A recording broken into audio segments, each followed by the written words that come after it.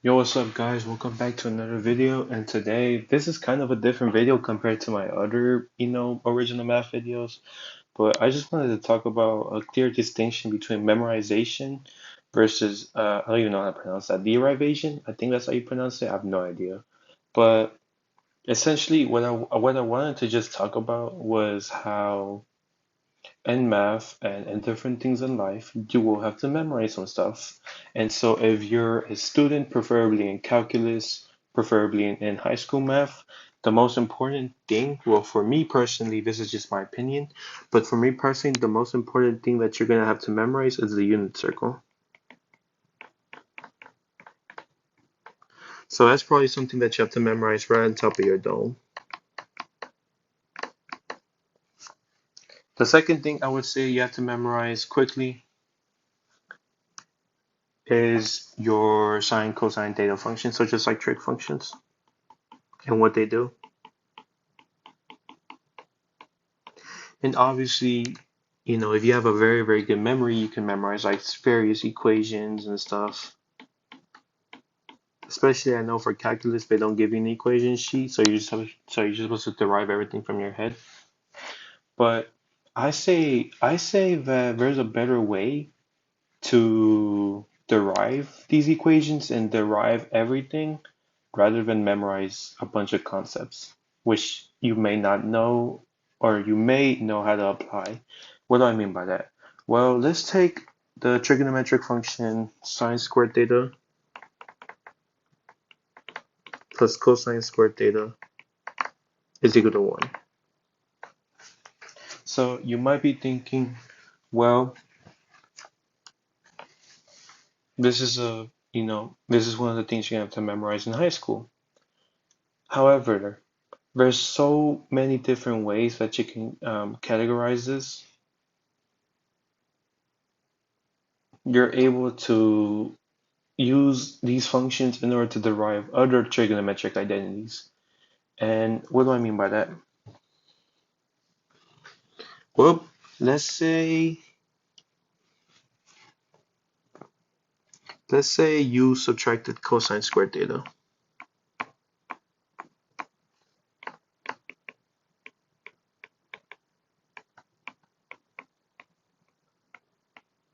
right?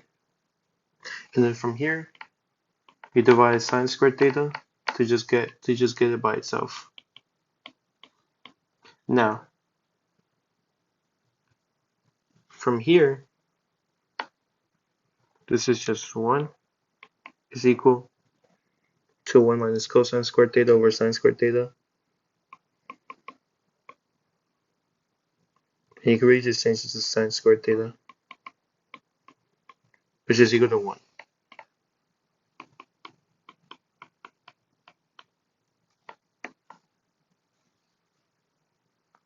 So that's an easy way to remember that sine squared theta is equal to 1 minus cosine squared theta. Because essentially you're just subtracting and then you're just saying, how to simplify the equation further. Now, let's say you had, let's say you had, and this is kind of complicated, but let's say you had like a series. Let's say you had a series, right? If I remember correctly, it was n equals 0.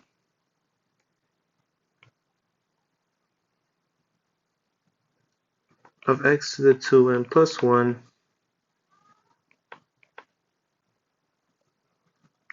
negative 1 x plus 1.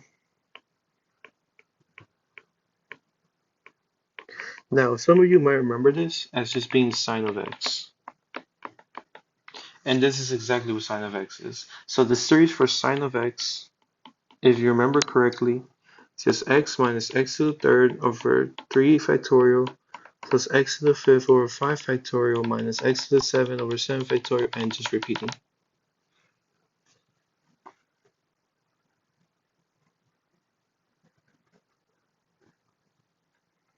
Should be 2n. Sorry.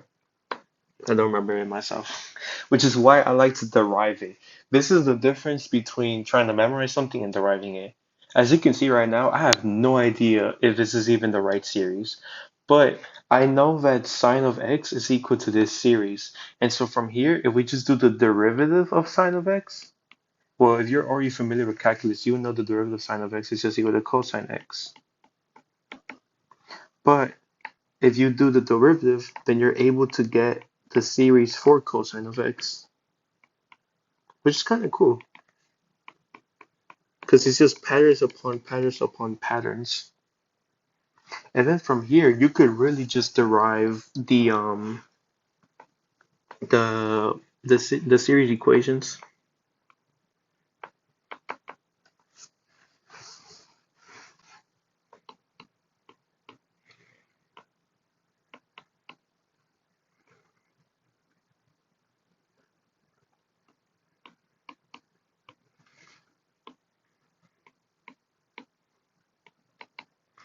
And so the reason why I'm able to derive all of this is because I remember just one thing. You may need to remember just one thing, but that one thing may be applicable to every single situation. And so essentially, this is your series for cosine of x. And if you don't believe me, let's put the first three digits in. So we put n equals 0 to x, we just get 1. And when we put 0 in for this one, 2n plus 1. Oh, that's negative. Nah, again, I have no idea what I'm talking about. But you get what I'm trying to say. You get what I'm trying to say. I don't remember what that is specifically. But then 2n times 2 times 0 factorial is just 1. And then from here, since we know that is, what's it called? This is, oh, there's a word for it. It's like as it turns negative, then it turns positive, and it turns negative, and it turns positive. I forgot the word. It's like looping, basically. It's like going back and forth. So since we know it's going back and forth, we know that the negative has to be going back and forth as well in terms of its power. And so that's a way to remember, cosine x, sine x, all these different series without having to memorize everything. Because I don't memorize everything. I'm being so honest. I have no idea how to memorize, and I'm so bad at it. But since I'm able to derive everything, that's such an easier way to just like do everything. And so I'm gonna go back to the sine squared theta example. So let's say we were to divide everything by sine squared theta.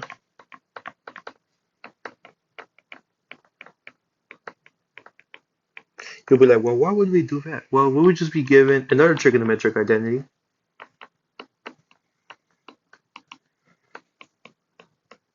If you remember correctly, 1 plus cotangent squared theta is equal to cosecant squared theta. And then the same thing happens when you take everything and divide it by cosine theta, cosine squared theta.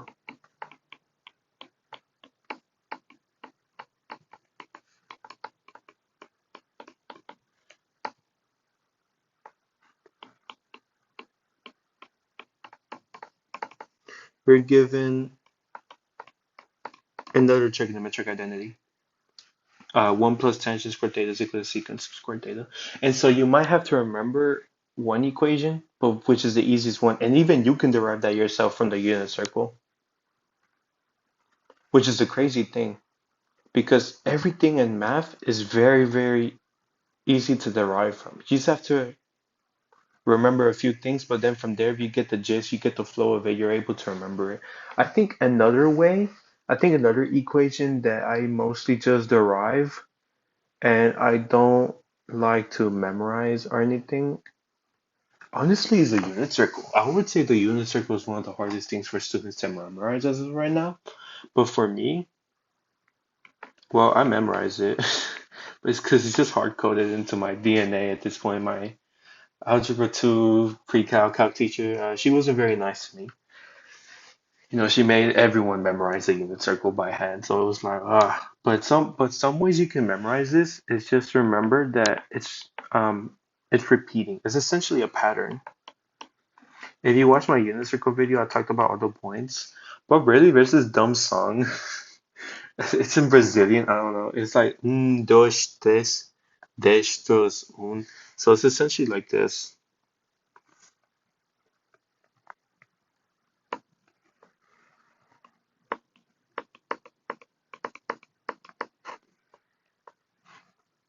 So it's like dois, três, dez, dos, um. And then it just repeats dois, três, dois, um. And this is a Brazilian song. And for the unit circle, it's really just a pattern. Because this just repeats. This is the same Y. Like this, these here are the same Y. These here are the same Y. And this here is the same X. And so from here, you just have to remember that this is positive. X here is negative. Everything here is negative. And then Y is negative here. And so that's all you have to remember. You just have to remember just like the unit circle, the quadrants, and how the quadrants work. And then you're able to just like derive everything. And so another example that I actually learned just a few weeks, like even right now I'm still learning it. But I think another cool thing is just something in Calc 1 called scalar and vector projection.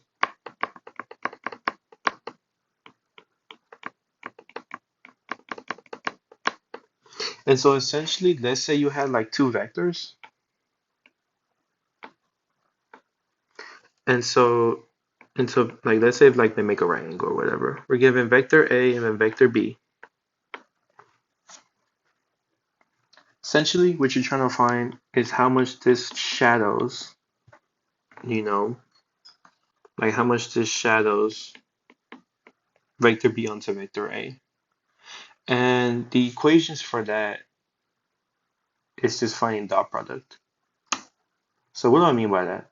Well, if we use a shadow and then we use trigonometric identity, since we're given a right angle, like right there, we can safely assume that for B, it's just the length of B times cosine theta.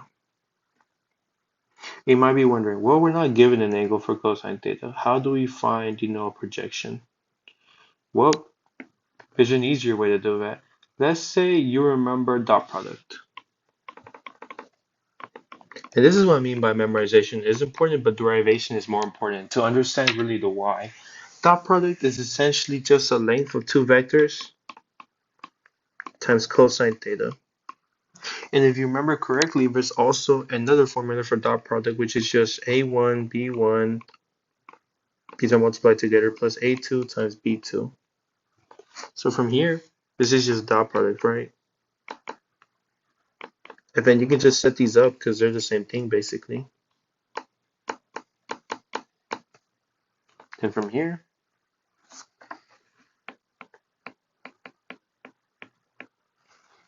since A times B, which is dot product over length of A, length of B is equal to cosine theta, since cosine theta is acting like a variable essentially, because we can just say this is x.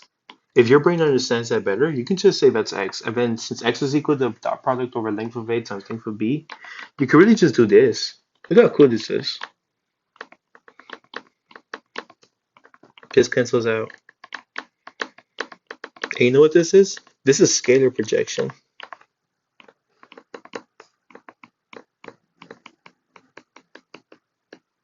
This is how much is going to scale. This is how much B is going to scale onto A. And so then, how do we find vector projection?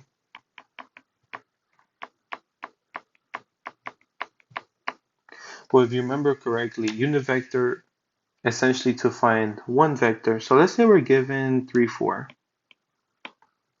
And we're going to try to find a unit vector. So if you remember correctly, 3, 4 is like around here. But we're trying to find the unit vector. Unit vector is essentially a way of saying that we're trying to find this same exact vector, just length of 1. which is why it's called a unit vector, because it ties in with the unit circle, radius of 1 essentially. So from here, this is named as A. So if you remember correctly, length of A is just 3 squared plus 4 squared, which is equal to 25, which is just equal to 5, right? So this is length A. So from here, in order to find the unit vector, all you have to do is just divide the vector by 5, because that's your unit vector. Then you're given 3 over 5, 4 over 5. And if we do the math,